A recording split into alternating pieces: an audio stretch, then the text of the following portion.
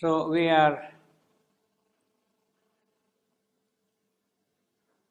more or less at the end of what Narad speaks about the task of the world Redeemer.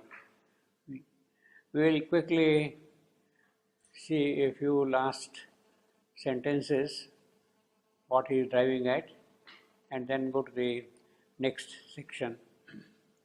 The world Redeemer's task. He must enter the world's dark to bring their light.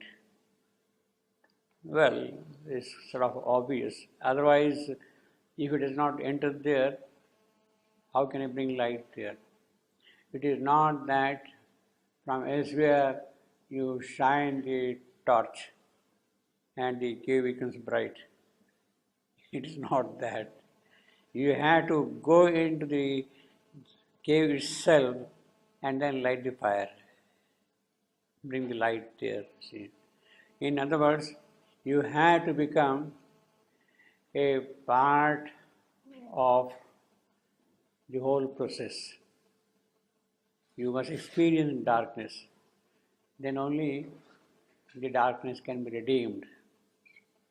He must enter the world's dark to bring the light. In fact, that is what we saw also last time, no? When we read the mother's answer to a question, single question. The heart of evil must be bared to his eyes. He must learn his cosmic dark necessity, his right and his dire roots in nature's soil. It's right, as if the dark necessity has a right to be, that it must exist. The dark necessity must exist for a certain purpose. That is what it means basically here. Its dire roots in nature's soil, that is obvious, where from all the darkness comes. But its right to exist, that is important. As if pain, it is a right to exist. Sorrow has a right to exist. Death has a right to exist. Suffering has a right to exist. All that we are talking, darkness has a right to exist. What it means basically is that we have to know the truth of ignorance. We have to know the truth of pain. We have to know the truth of suffering, of evil, of darkness. There is a truth behind darkness. The darkness itself is there because there is a certain truth which is allowing it to be there for a certain purpose or whatever it be. So, we have to know the truth of ignorance. We have to know the truth of pain. We have to know the truth of death. We have to know the truth of suffering and all that. Once we know that, then it is no more ignorance in that sense, you see. It is there for a certain purpose. What is the purpose? That it is true that things will happen in a certain manner. Things will happen in a certain manner. So it is a functional necessity in that sense. He says, dark necessity, it is a functional necessity. Why should darkness exist? Why should pain exist? There is a functional necessity for that. And it is that functional necessity one has to discover. He must know the thought that moves the demon act. Yes, all the Asuric forces are there. Why they do that? They are not doing it for nothing. In other words, in God's creation, there is nothing wrong, nothing meaningless, nothing worthless. Each has its own worth. Demon. And justify the Titan's erring pride. Why should the Titan be proud of himself? Why should he assert himself? Why should he challenge even God? That you have to know. Why Titan should challenge God? Why should he deceive God's creatures? There is a function for that deceive. And justify the Titan's erring pride and the falsehood lurking in us crooked dreams. He must enter the eternity of night. This is the terrible thing. He must enter the eternity of night. Unless he takes that thing on himself, he cannot understand night. If there is a functional necessity of night, that he can know only by identifying himself with night. Otherwise, how does he know night? And know God's darkness as he knows his sun. In other words, Narada is really putting darkness on a par with the sun.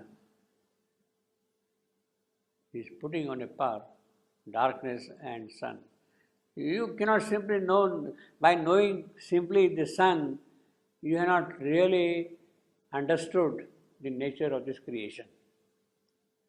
You have to also know darkness. By simply knowing bliss, you have not understood the nature of this creation. You have to also know the pain, the suffering. Knowledge, ignorance, they have to be understood.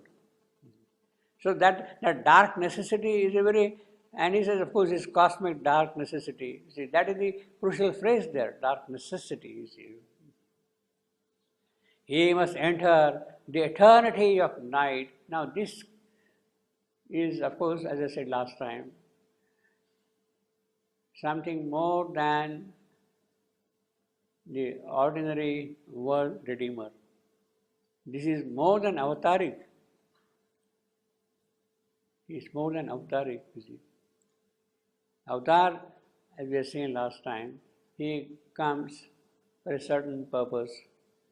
In fact, the Gita says, I come from age to age with a decline of the dharma, with the decline of the values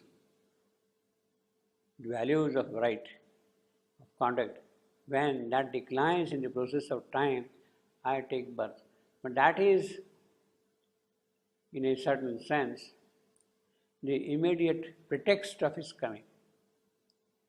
The avatar comes to carry the evolution forward, to take the evolution one more step ahead.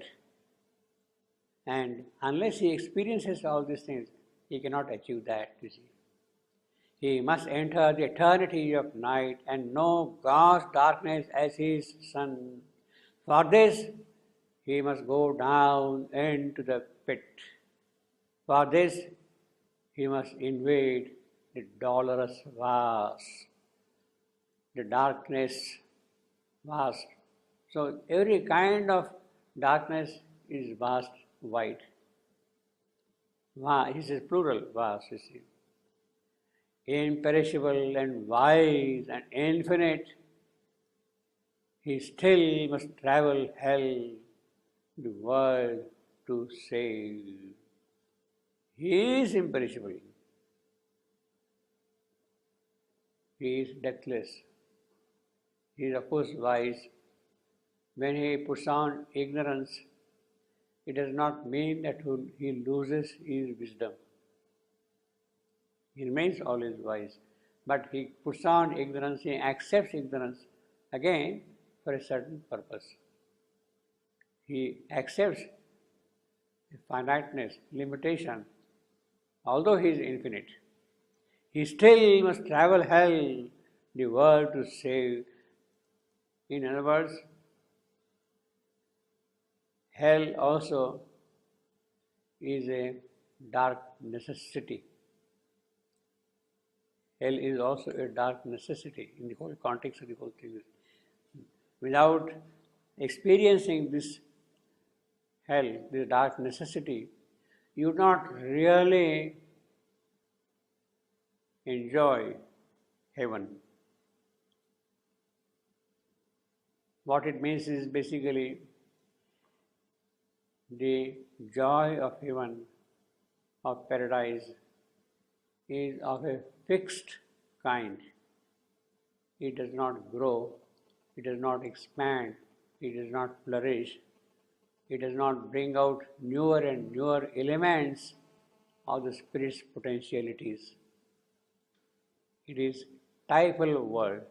Heaven is a typal world, fixed world of a certain fixed form. Now it is hell which can give a variation to things. Variation to things. And each element of the hell can bring out its own joy, its own happiness. He must still, therefore, hell is also functional necessity. Very same argument, you see. Into the eternal light. So, after experiencing that, what will happen? Into the eternal light, he shall emerge on borders of the meeting of all worlds. There, borders of all the world, hell, heaven, all that thing. Then he will know what this is for, what that is for, and understand the meaning of all those things. There, on the verge of nature's summit steps, the secret law of each thing is fulfilled. That is the purpose. The secret law of each thing is fulfilled. In other words, each individuality will find its distinctness, its uniqueness, its purpose. You are there, she is there, he is there, he is there, all that. Each one is a separate individual, has his own svabhava, his own soul, his own element to manifest in this creation. It is that then each thing gets fulfilled in that process. Otherwise it becomes a flat universe. You see, it doesn't have any form, structure, no variation like that. It becomes a flat, monotonous kind of a universe. It is not that. Each one has to express his own svabhava, his own character, his own innate nature, you see. And it is that which must come into expression, you see. All contraries heal their long dissidence. Obviously, when you have found yourself in the truth of your nature, it also means that you have also found others in the truth of their nature. If I had discovered what I am fully, then I know what he is for, what he is for, what she is for, what she is for. Each one then discovers that thing. And therefore there is no question of any conflict, any disharmony, any dissidence of that kind. Once you have discovered your own true svabhava and nature, because that svabhava and that true nature is not in conflict with other characters, other svabhavas, other natures. Each one has to express himself fully. To give a very crude example, we have 4 types of nature, and they are universal, and they are ageless. They have been there throughout the entire history of man. What we would call, by way of name, tags: Brahmin, Kshatriya, Vaishya, Shudra. They are soul characters. They are soul characters. They are not in conflict with each other. They have a functional role to play, each one of them. Knowledge, that is my Brahmin. I am here. My strength, that is my Kshatriya. My love, harmony, sweetness, that is my exchange, mutuality. That is my Vaishyahood. Work, perfection, skill in all the activities, that is my Shudrahood. Now, it does not mean that if I am a person of knowledge, I need not be perfect. It is ridiculous. I must also have that Similarly, if I had to really acquire perfection in my work, I should have knowledge. So the disharmony which is there, that doesn't exist at all, you see.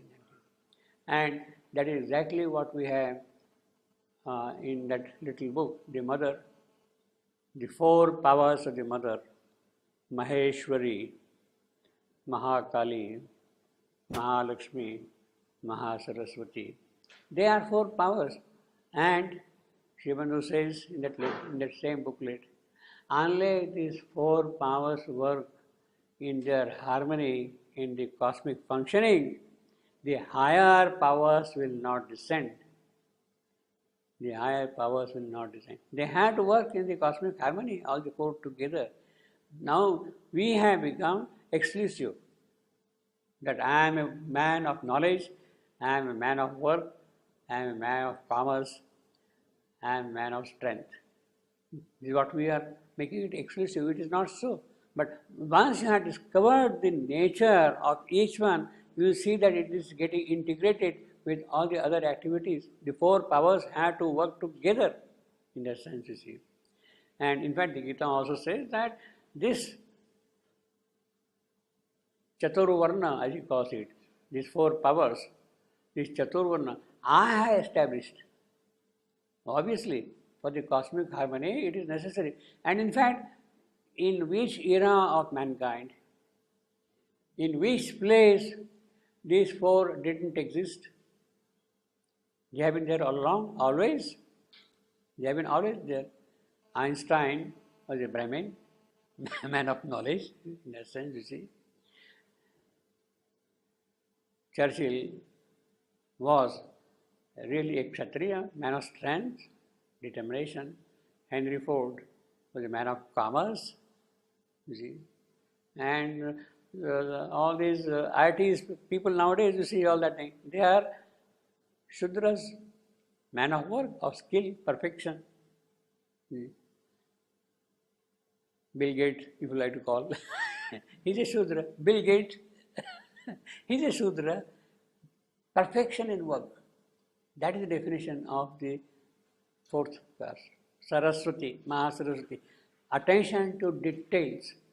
All the engineering craft details, that is her province. See.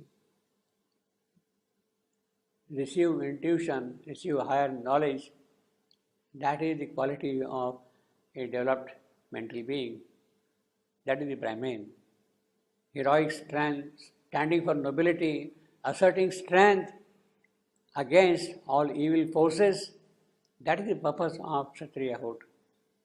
So once you have discovered the true meaning of them, then all these conflicts disappear.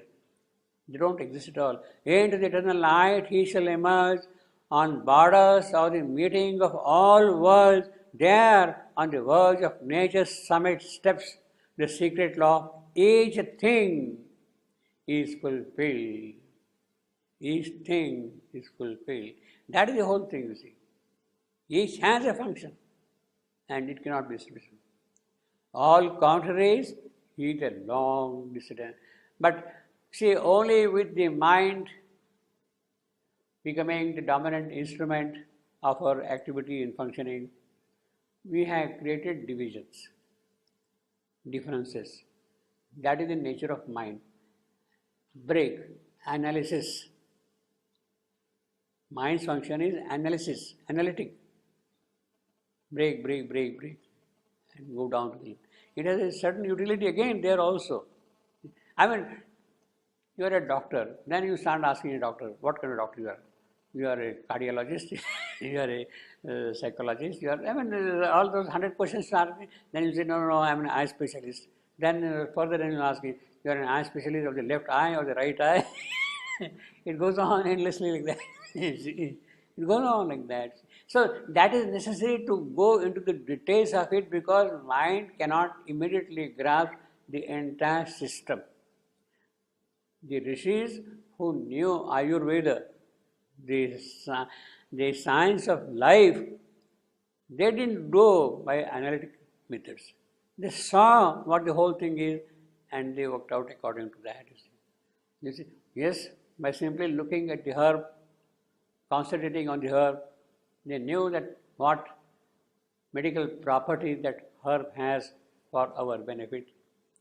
They didn't have pharmaceutical laboratories to work out the medical properties of these herbs and things like that. They identify. There are another method altogether. But now our civilization at the moment is so exclusive from the point of view of science, from the point of view of mental faculties. And that is necessary because the mental faculties have to be taken to their extreme possibility, fully developed. That is necessary also, a part of the full development. So it is being taken to the extreme. But now a time has to come that to be integrated with other faculties which we have. Beyond reason, beyond rational thought, beyond empiricism of science, there are domains of intuition. You can receive knowledge in a different way and see things differently altogether. You see. It is that which has to come. All contraries heal the long dissidence in disappearing time. There meet and clasp the eternal opposites. Good and evil, all that we have been seeing, see, life and death, ignorance and knowledge, they will join together. Because you have known now the truth of ignorance, you have known now the truth of knowledge. Behind both of them, there is a single truth. And once you have grabbed that thing, there is no conflict at all. There, pain becomes a violent, fiery joy. So really you enjoy. A scorpion bites you and you enjoy it. See, this is what it means, you see. A fiery joy. Their pain becomes a violent, fiery joy.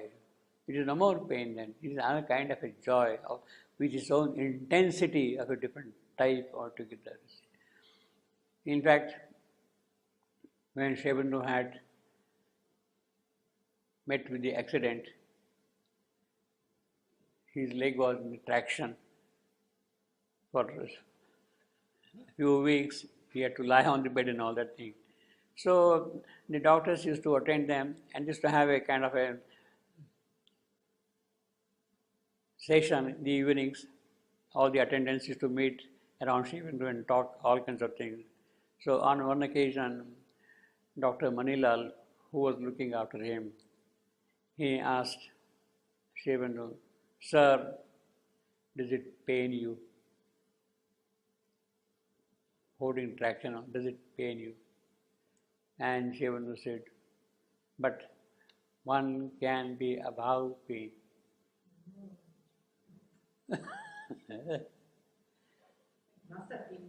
Yeah, one can be above pain. Here becomes a violent, fiery joy. You see, pain becomes violent. Then it becomes a violent, fiery joy. You see, it's no more the bite of the scorpion. You enjoy another kind of a sting of ecstasy. Sting of ecstasy. Evil turns back to its original good, and sorrow lies upon the breast of bliss. He is giving the examples of the opposites. Pain, joy, evil, good, sorrow, bliss. Giving examples of opposites. She has learned to weep glad tears of happiness. Weep glad tears of happiness. Her gaze is charged with a wistful ecstasy. When that is done, when you are above these contraries, one can be above pain, as Sri Aurobindo says. Then shall be ended here the law of pain. Then where is pain then? When you are above pain, when you are above suffering, where is pain then? The law of pain is no more there, you see. All shall be made a home of heaven's light. At the moment, it is not a home of heaven's light. It is a home of darkness. It is a home of death. It is Mrityu Loka, mortal world. Earth is a mortal world.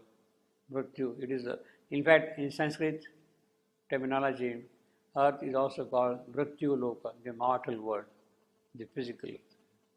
So it is here in this mortal world there can be heaven's light. Earth shall be made a home of heaven's light. Now we have got a very similar thing here in 81.25. All here shall be one day her sweetness's home. Earth shall be made a home of heaven's light. It's exactly the same line. It's exactly the same line. All here shall be one day her sweetness's home. Earth shall be made a home of heaven's light. And then he says, all contraries prepare her harmony. This is what we have seen just now, all the contraries here. We have seen all the contraries here just now. Evil turn to good, sorrow to bliss. Learn to weep glad tears of happiness, pain to joy. All shall be made a home of heaven's light. A seer ever born shall lodge in human breasts. And here it says, all here shall be one day her sweetness's home. All contraries prepare her harmony. Towards her our knowledge climb, our passion gropes. In her miraculous rapture we shall dwell. Her class will turn to ecstasy, our pain. This is exactly what Narada is saying in another language here. See, their meet and class eternal opposite. Their pain becomes a violent, fiery joy. Evil turns back to its original good, and sorrow lies upon the breasts of bliss. She has learned to weep glad tears of happiness. Her gaze is charged with a wistful ecstasy. Then shall be ended here the law of pain. Now, Narada is concluding by saying, then shall be ended here the law of pain. From this passage, all here shall be one day her sweetness's home. What does that mean? If you put these two passages together, what does that mean? That what Narada is saying here essentially amounts to saying that it is the Divine Mother who will bring about this change. All contraries get healed because of her.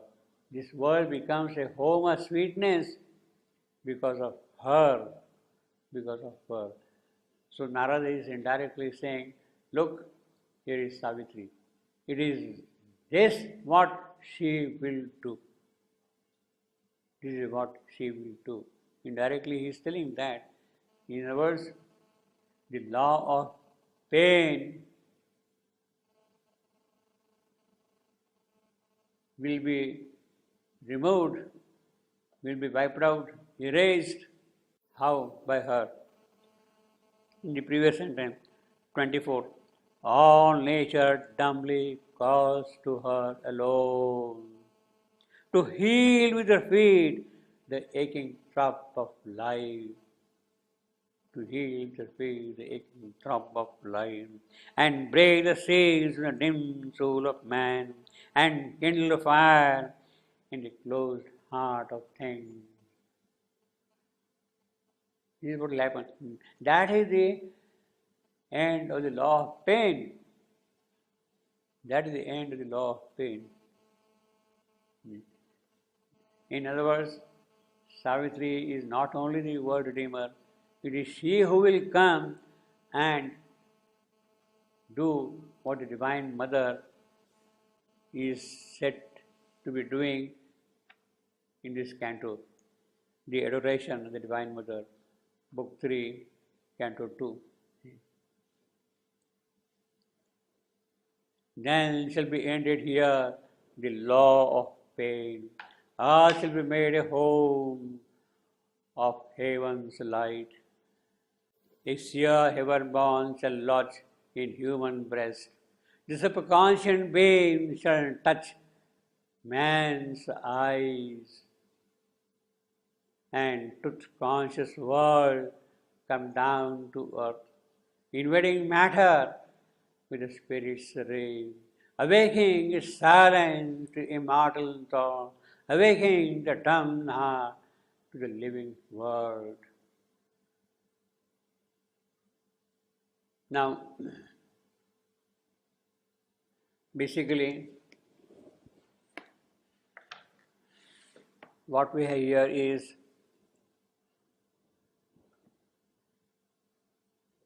the indication of what is going to happen in the process of the terrestrial evolution. In the terrestrial evolution, all shall be made a home of heaven's light. A seer heaven born shall lodge in human brain. The subconscious beam shall touch men's heart, and the truth conscious world come down to earth, invading matter with the spirit's ray, awaking its silence to immortal thought, awaking the dumb heart of the living world. This mortal life shall house eternity's bliss. The body shall taste immortality. The body shall taste immortality. Then shall the world redeemer's task be done. Now, here, the superconscious being shall touch men's eyes. Well, we can as well say now that it has touched. It has touched on 29th February 1956. Men's eye. And the truth conscious world come down to earth. Now this has to happen yet. This has yet to happen, you see. The truth conscious world come down to earth, this has yet to happen. Now, when the mother spoke of the supramental descent of 29th February 1956, she also said that a new world is born, born, born. She uses the word thrice, born, born, born. And later on she said, when was it born? When was it born? When? Then she says, she herself says, she herself says then, on 29th February, the descent took place. The new world was born after half an hour of that event.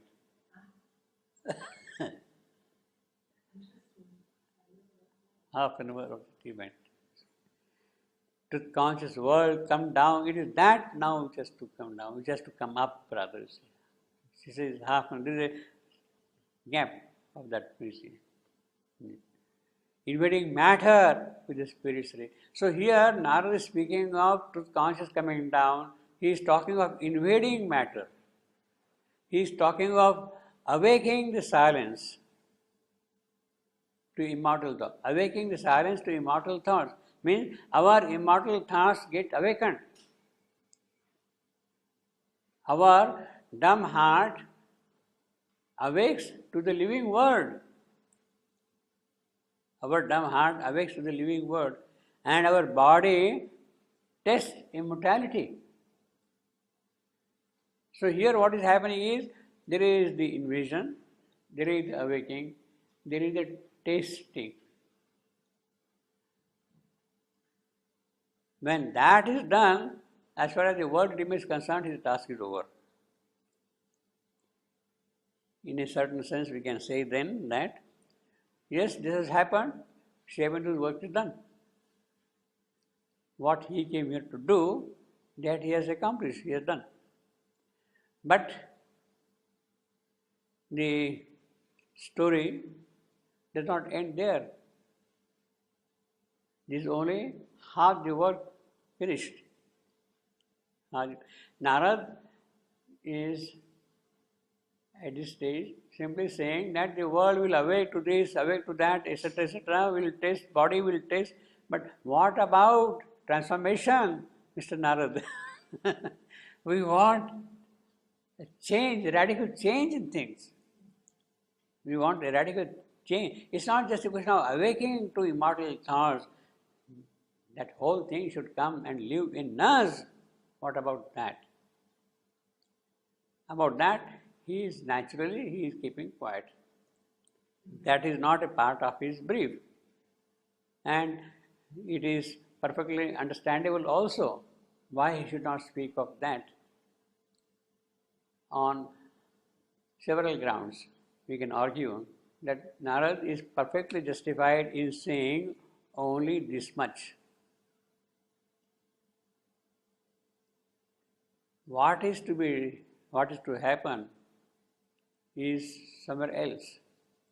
And that is what we have got in the 11th book, Canto 1, the Everlasting Day, 155, section 155. 155, 6.4, let us start reading from that. 155.64. We'll start reading from that sentence. A heavenlier passion shall upheave men's lives. Their minds shall share in the ineffable glee. Their hearts shall feel the ecstasy and the fire. Earth's body shall be conscious of a soul. Now here is a very definite statement. Earth's body shall be conscious of a soul. It is not a question of tasting. See, there is a difference. Here Narada is speaking of tasting. Body's cells shall taste immortality. In contrast to that, Earth's body shall be conscious of a soul. Mortality is born slaves shall unloose their bond. Mere men unto spiritual beings grow, and see awake the dumb divinity. See awake the dumb divinity. Here he is simply saying, awakening the silence to immortal thought, awakening the dumb heart to the living word. And see awake the dumb divinity, which is asleep in us, that divinity which is not expressing itself, it is that which will awake. Intuitive being shall touch the nature's peaks. A revelation stir the nature's depths. The truth shall be the leader of their lives. Truth shall dictate their thought and speech and act. They shall feel themselves lifted near to the sky, as if a little lower than the gods. Means you are almost touching gods. That she says again, you see, first thing, intuition, then comes revelation. In fact, the 4 stages are, after we have crossed the rational mind stage, the reason, you have discernment. After discernment comes inspiration, then comes intuition, then comes revelation. So these are the great spiritual possibilities for us. Discernment, after rational, discernment, inspiration, intuition, and revelation. So you are climbing up all the way on the ladder. Intuitive being shall touch the nature's beam. A revelation stir the natural depths. The truth shall be the leader of the life. Truth shall dictate the thought and speech and act. They shall feel themselves lifted nearer to the sky, as if a little lower than the gods. So knowledge shall pour down this radiant stream, and even darkened mind quiver with new life, and kindled and burn with the ideal's fire, and turn to escape from mortal ignorance. The frontiers of the ignorance of the seed, more and more souls shall enter into light, minds lit, inspired, the occult summoner here, and lives ablaze with a sudden enough flame, and hearts grow enamored of divine delight, and human wills tuned to the divine will. These separate cells, the spirit's oneness feel. These senses of heavenly sense grow capable, the flesh and nerves of a strange enamored joy, and mortal bodies of immortality, mortal bodies. Now, again, it's not a question of taste, you see. It's much more than that, you see. A divine force shall flow through tissue and cell.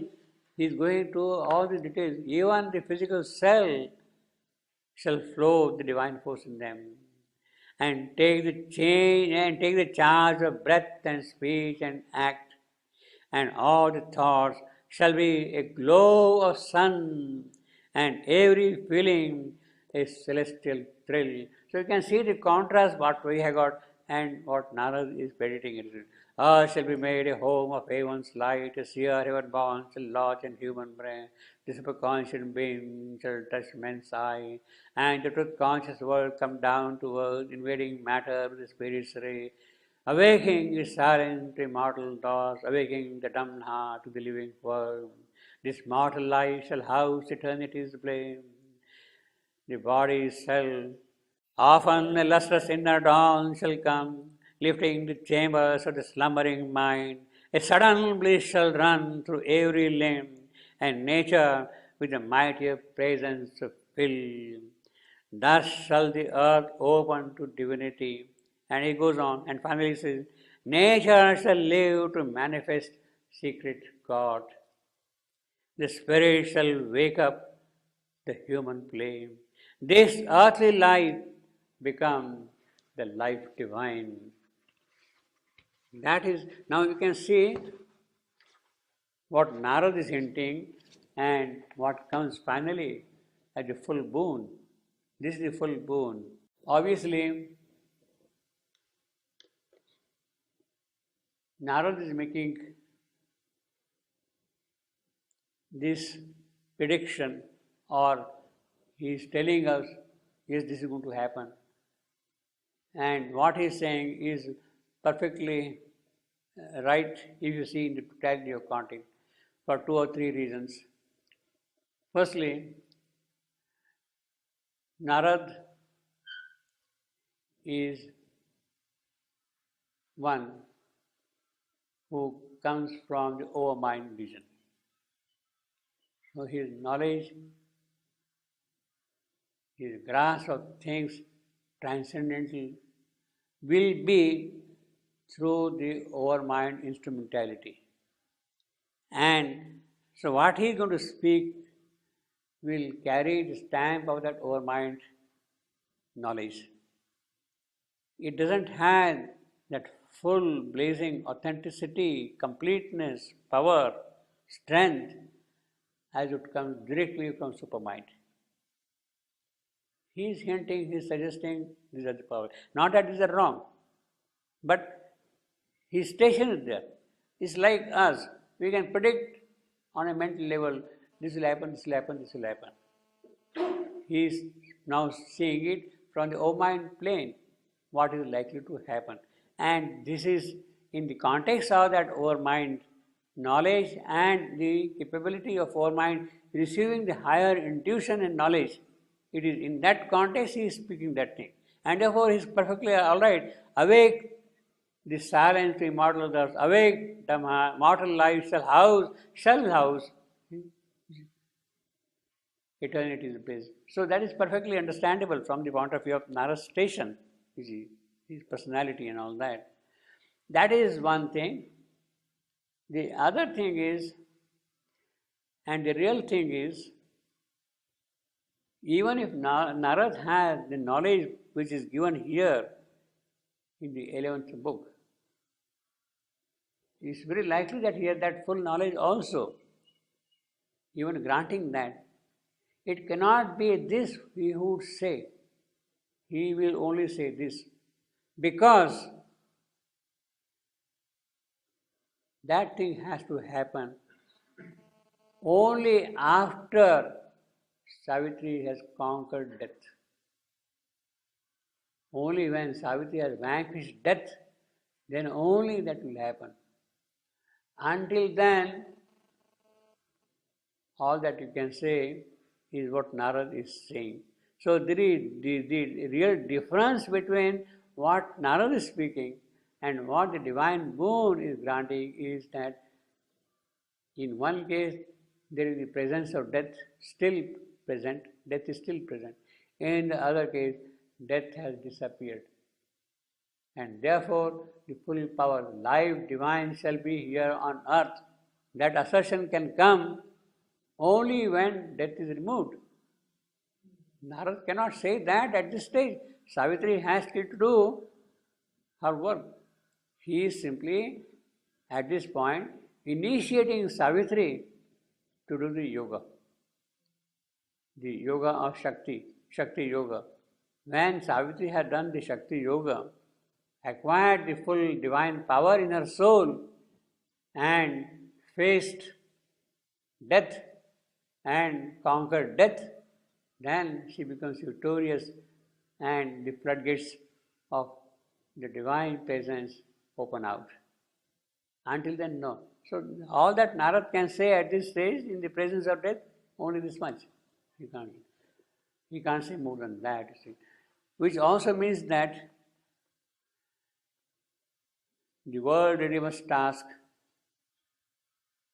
at this point is not really so much concerned with the conquest of death.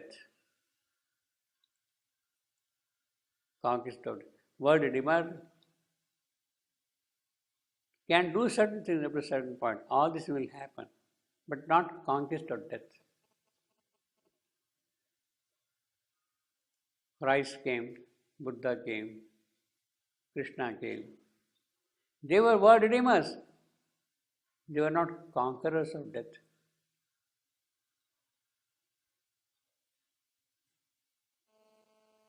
They were not conquerors of death. This is the world redeemer's task, you see. Well,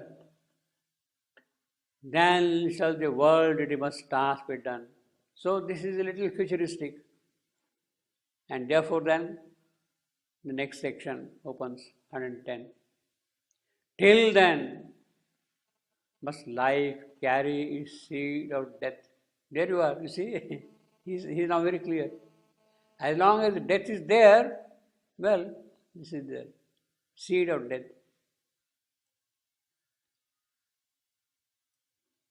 And sorrow's plaint be heard in the slow night. Yeah, you will always feel sorrow, suffering, misery until then. Till the world redeemer's task is done, you are helpless. Seed of death will be always there. Sorrow will be always sorrowing. And therefore Narada is addressing, O mortal, bear this great world's law of pain. You can't escape it. You have to accept the law of pain. Till the world redeemer's task is done. At the most, what you can do is, when the world redeemer comes, you can help him. You can be his instrument. Otherwise, you have to bear it. You can't help it. Oh, mortal. Now, of course, here, in the direct conversation, Narada is addressing, this whole answer is to the queen. This whole answer is, technically speaking, is to the queen. So this mortal is the queen. He is addressing to the queen, to Savitri's mother. You are a mortal. You have to accept pain. You can't help it. You have to accept pain. Of course, through her, he is addressing it to the entire humanity. therefore mortal. He is addressing to the creature of the mortal world, Mrityu Loka. In thy hard passage through a suffering world, lean for thy soul's support on heaven's strength, turn towards high truth, aspire to love and peace. Yes, you are helpless. As long as the world readiness task is not done, you have to bear pain. Sorry, there is no escape for that. You have to bear pain. But while bearing pain, you can do a couple of things. Narada is saying, yes, you have to bear, that cannot be escaped. But it is good if you do a couple of things. And therefore, he is giving a kind of a sermon. Narada, what the mortal should do while you are carrying the load of suffering and all that, what you should do. What you should do? Lean for thy soul's support on heaven's strength. That is the best thing that can happen. Let your soul come forward and let it receive the strength of heaven. If it can receive the strength of heaven, then the world's law of pain will not afflict you, will not trouble you. Let your soul come forward. Lean for thy soul's support. Let it come out and do this. Turn towards high truth. Aspire to love and peace. So in the meanwhile, as long as death is there, as long as pain is there, as long as the world readiness task is not done, you at least do these things. Let your soul come out and ask for the strength of heaven to bear the pain, the misery, the suffering. Turn towards truth. Aspire to love, aspire for peace. Do that. Let your aspiration be kindled. And if that is done, then it will be safe for you also. A little bliss is lent thee from above. When these things can happen, a touch divine upon the human days, make of thy daily way a pilgrimage. That is what he says. Let it be a path towards God.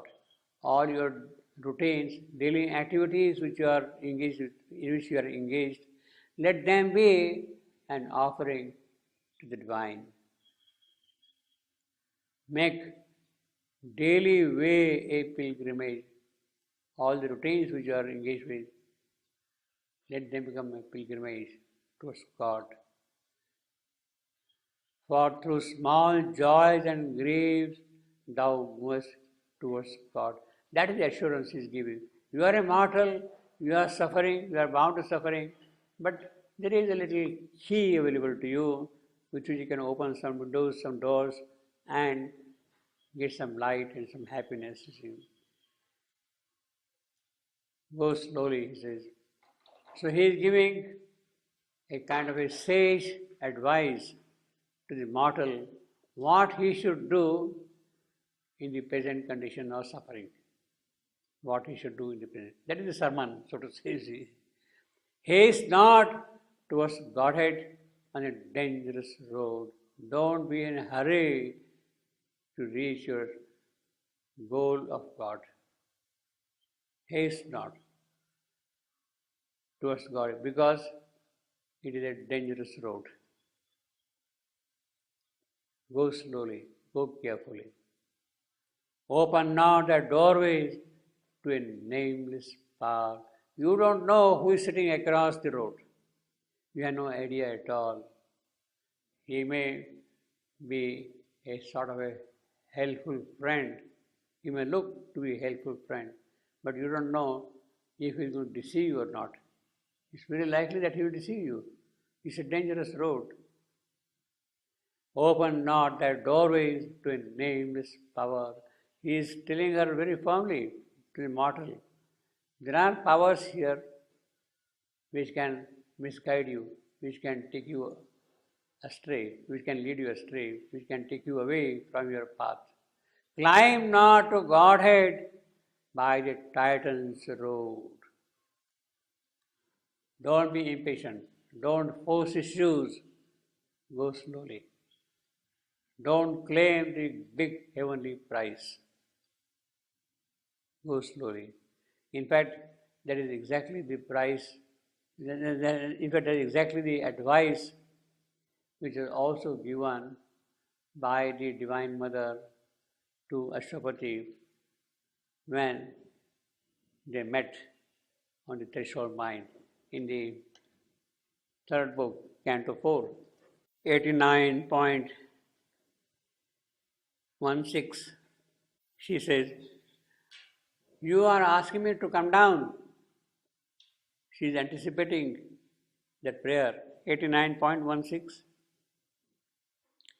"Too immense my danger and my joy. Don't call me down in a hurry. Don't call me down in a hurry. Awake not the immeasurable descent. Speak not my secret name to hostile time. Man is too weak to bear the infinite's weight. Truth born too soon might break the imperfect earth." And then she goes on and she says, 26:89-26, last sentence. "Heaven's fixed regard beholds him from above.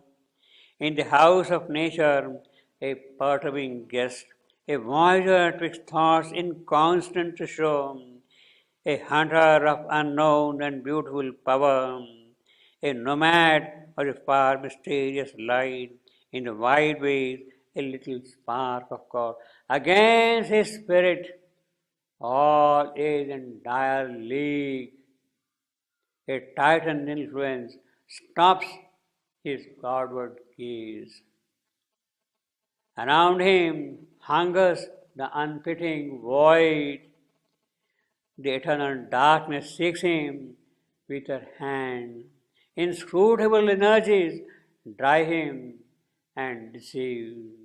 Immense, implacable deities oppose. So she is telling Ashwapati, don't be in a hurry. Things will happen in the due course of time. Don't force the issue. And here Narada is also giving very sage advice. Go in a sober, quiet manner. Follow the advice. Ask for peace, ask for love, ask for joy. But don't force the issue. Climb not to Godhead by the Titan's road. Don't force the issue. Again, the law, he pits a single will. Across the way, he throws his pride of might. His pride of might. He means stands for Titan. Again, the law, he pits his single will. Again, the divine working, it is he who is putting his will. Single will. Now, he, actually grammatically, Titan's road, he stands for Titan's road. But it is essentially, grammatically, it should be road. But here it is definitely Titan. You see. He stands for Titan. Across his way, he throws his pride of mind. Heavenward, he clambers on a stair of storms, aspiring to live near the deathless sun. Well, you are in a hurry. You want to go and live in the light of the sun directly. But you don't know, you have no capacity to bear the intensity of sun's light. He strives with a giant strength to wrest by force from life and nature the immortal's right. He takes by storm the world and fate and heaven. He, the Titan, that is what he does. He is in a hurry. He comes not to the high world maker's seat. He walks not for the outstretched hand of God, even the hand. Even if God is going to offer him a hand, he will not accept that thing. He is in a hurry. He waits not for the outstretched hand of God to raise him out of his mortality. God may come and help you try to come out. It is not. He is in a hurry. He wants to go up straight, you see. And all he would make his own, leave nothing free, stretching a small self to cope with the infinite. Obstructing the God's open ways, he makes his own estate of the earth's air and light, a monopolist of the world energy. He dominates the life of common men. Well, this is the picture of a possessive man who wants to dominate. The vital instinct, when it is strong, that is the titanic force. This is what he wants. He is in a hurry to change things, but it cannot be like that. His pain and others' pain, he makes his means. If you suffer, he doesn't care. That is his way of doing things. On death and suffering, he builds his throne. That is the Titan's road. That is the Titan's road. War, yes. On death and suffering, he builds his throne. In the hurry and clangor of his acts of might, in the riot and excess of fame and shame, by his magnitudes of hate and violence, by the quaking of the world beneath his tread. So while he is walking, the entire world is shaking actually. This is what happened. You see. This is what happened. When the titanic forces, when the hostile forces get released, then the whole world quivers. And our history is full of those things. By his magnitudes of hate and violence, by the quaking of the world beneath his tread, he watches himself against the eternal calm and feels in himself the greatness of a God. Power is his image of celestial self. This is all that he respects. Power. This is all he respects. The Titan's heart is a sea of fire and force. So it is in a hurry. It is a tempestuous heart, strong, violent heart. He excels in the depth of things and ruin and fall. Well, this is what happens when the Asuric forces get loosened. There is only death and ruin and fall. He feeds his strength with his own and another's pain. So it is the pain which gives him more and more strength, and the pain of others. In the world's pathos and passion, he takes delight. You are suffering, he enjoys that. His pride, his might call for the struggle and pang. He glories in the suffering of the flesh and covers the stigmata which the Stoics name. Stigmata, something which is not acceptable. Stigma is famous thing, something blemish. But here the reference is to Christ's body, stigma on his body. Stigmata is a, when Christ was on the cross, he suffered wounds, and many Christian saints had on their bodies those wounds. So they are the stigma on their body. And therefore, Stoic, they assume, they accept that thing as a holy. He glories. So that is so by accepting, it's not going to solve the problem. You see, you may be a very sage, holy person, Stoic person, but ultimately the stigma is there. You cannot remove that. All cover the stigmata with Stoic's name. His eyes, blinded and visionless, stare at the sun. The seeker's sight issuing from his heart can find no more the light of eternity. Once you have taken the Titan's road, the sight from your eye has gone away, and therefore you cannot get the light of eternity. He sees the beyond as an emptiness of soul and takes his night of a dark infinite. So all that remains is only a void of soul. The soul has disappeared totally.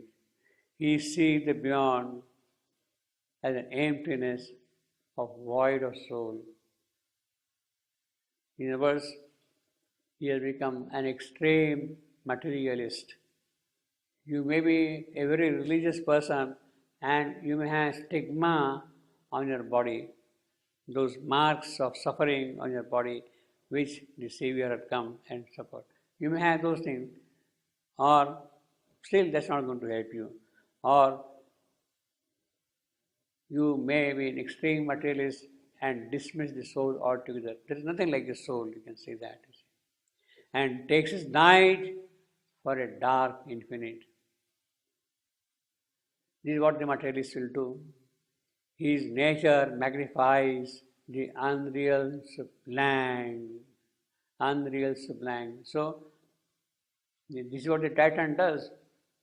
There is no reality, but that itself he will expand, enlarge, and sees in not the soul reality. It's nothing but that, it's the soul reality.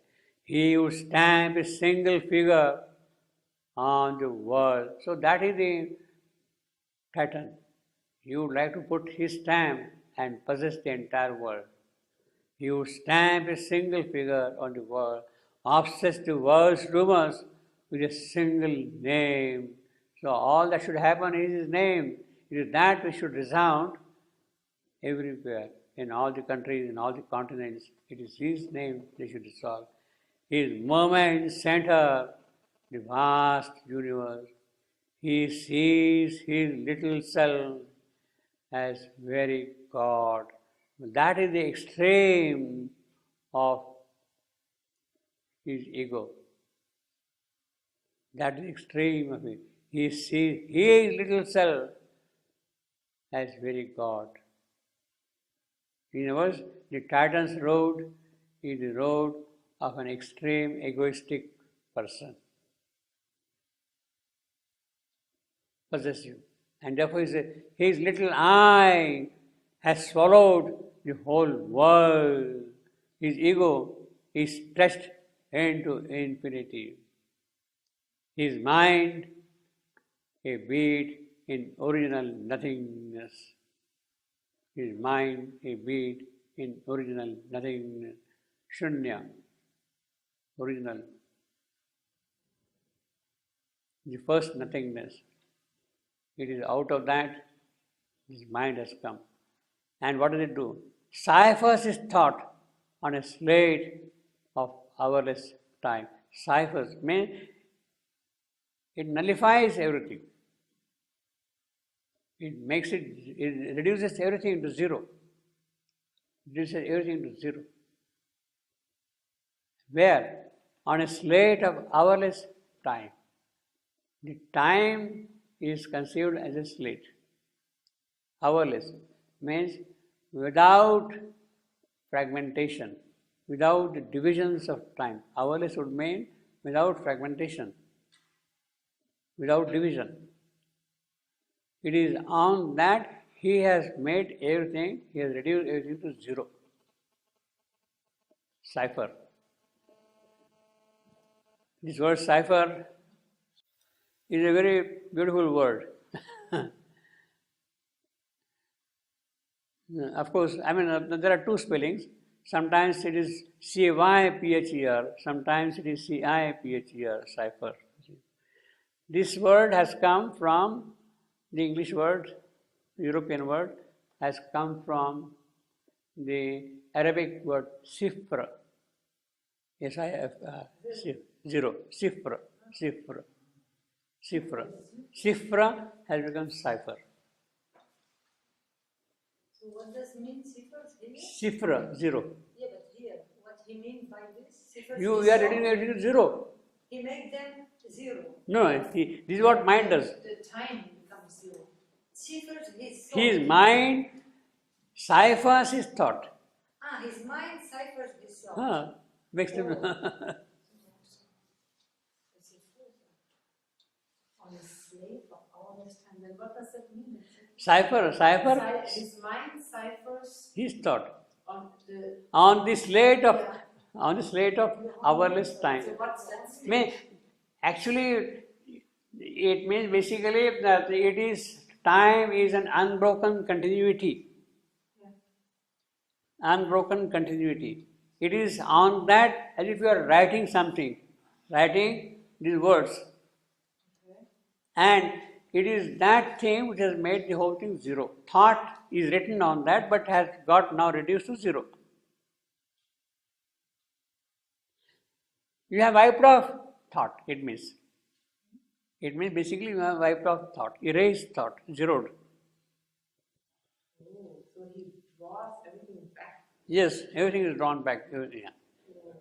It's a very deep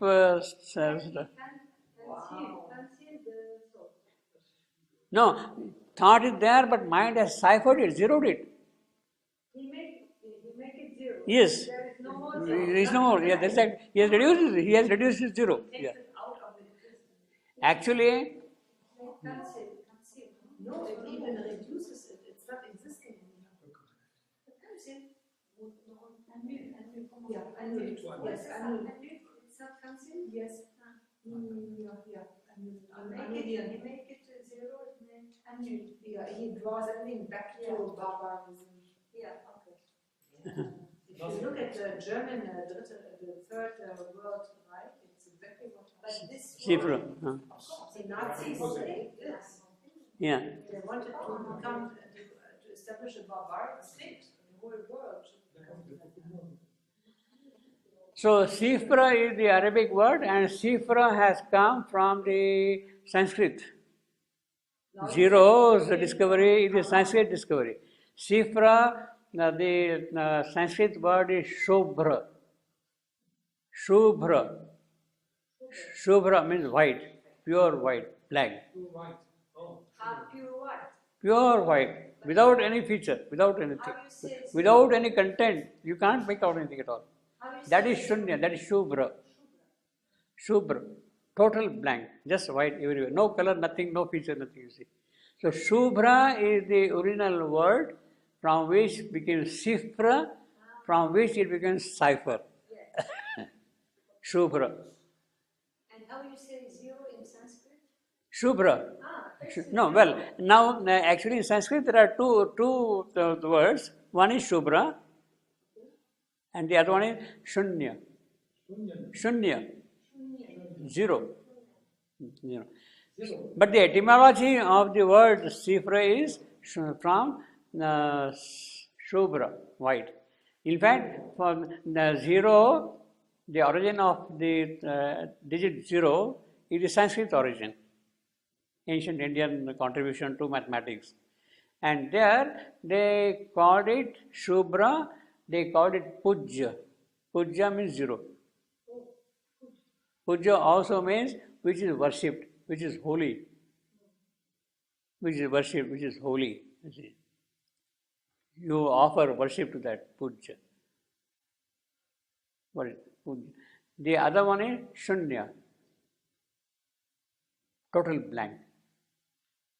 Total blank, contentless,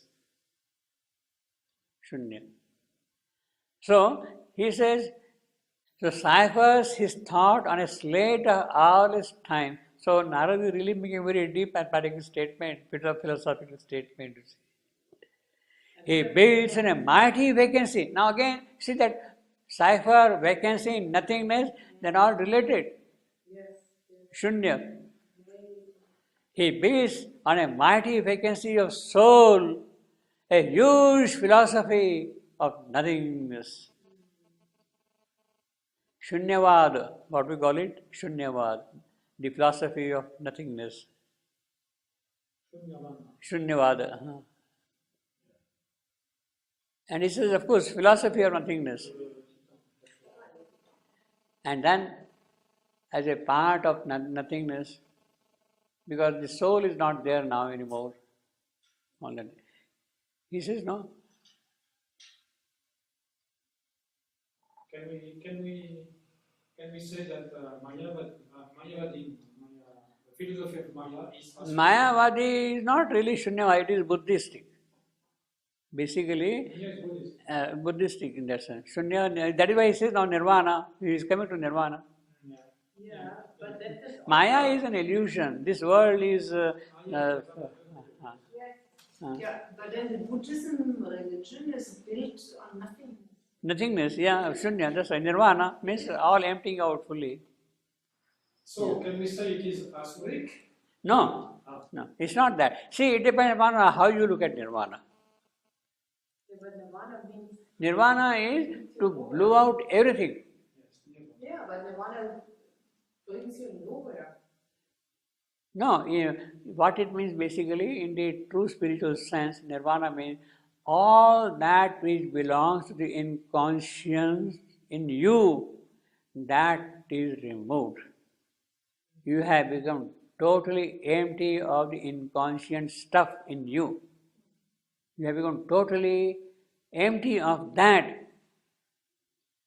And then you have attained true Nirvana. Because when you have emptied out fully yourself that way, then the true divine can come and enter in you. So Nirvana is not nothingness. It's not nothing. It is a positive step towards something for fulfillment. That is why Buddha was an avatar. It is a spiritual necessity to remove all that is inconscient in you, so that only the divine can be present. When you say to remove the inconscient, do you include also the soul or only the inconscient? All that soul is not inconscient. Only the inconscient. All that belongs to inconscient nature. She said thought, not Thought. The thought. It is a part of inconscience. It is thought. Yeah, Yes. it is a question. Yeah. Everything has to go away. Yeah. So thought has to go away. Yeah. Mental, vital, physical. Everything has to go away. Actually, Savitri, when she is doing the yoga, she gets a clear instruction.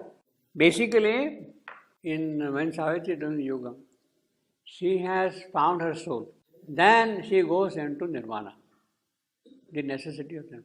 Soul is all right, but what about means discovery of your soul is okay, is necessary, but that is not sufficient. That is not sufficient. What about your nature? Soul, okay, you have established contact with the divine also has come and sat in your soul, but what about your nature, which is born of inconscience? That is going to trouble you always. And there Savitri is told to enter into Nirvana. We'll read that part. In 128.48. We'll read those three sentences. In fact, you read first 128.46. She's told clearly, banish all thought from thee and be God's void. And be God's void. But that is very difficult. Shunya. That is the cipher. That is the true cipher. But that's very difficult. Not to think anything. Nothing. You don't want that thing. Yeah. I cannot do this. Well, then you have to suffer. But Savitri is told clearly. If you cling to your thought, then there is no escape. Cling to me. No, you are clinging to thought. No. This is the physical mind. Yeah. I cannot. You think that a thought is clinging to you. 20 years I try. No, that's all right. At a certain point, that is a necessity. But when the real sadhana progresses, then it has to go away. There is no escape for that. It has to go away. She has been told she must do that. And she says, banish all thought from thee, that be God's void. Not nothing is shunya, not the negative zero, but the positive zero, the Shubhra. That is the God's void. Shubhra. That is the real God's void, Shubhra. The cipher. That is the true cipher. Be God's void, then shalt thou uncover the unknowable, and etc. etc. Let's read this, Thou shalt be one with God's bare reality and the miraculous world He has become, and the diviner miracle still to be, when nature, who is now unconscious God, translucent grows to the eternal light. Her seeing is sight, her walk, His steps of power. When she walks, it is He who is walking through her, then you see Him. And life is filled with a spiritual joy, and matter is the Spirit's willing bride. Matter is the Spirit's willing. Matter has to yield to the will of the Lord. Consent to be nothing and none. Dissolve time's work. Cast off thy mind. Step back from form and name. Nama and Rupa. Remove all that thing. Step back. And then he says finally the injunction is, annul thyself that only God may be.